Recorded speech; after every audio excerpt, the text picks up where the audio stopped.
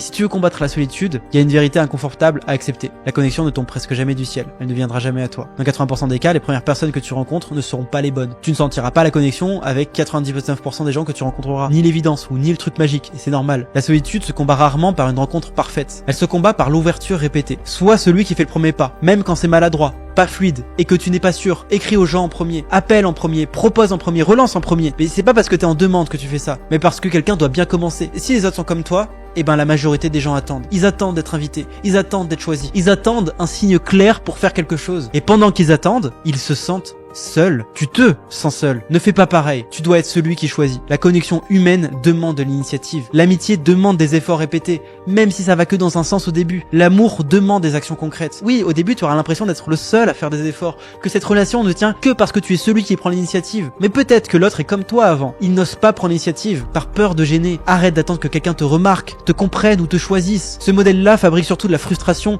et du silence. Commence à choisir. Choisis d'inviter, choisis de proposer, choisis de créer des occasions même imparfaites. Et oui, tu te prendras parfois des vents. Oui, certaines relations ne tiendront pas. Et oui, il y a certaines personnes où tu te forceras mais tu les aimes pas. Donc tu devras arrêter. Oui, tu feras des efforts qui ne seront pas rendus.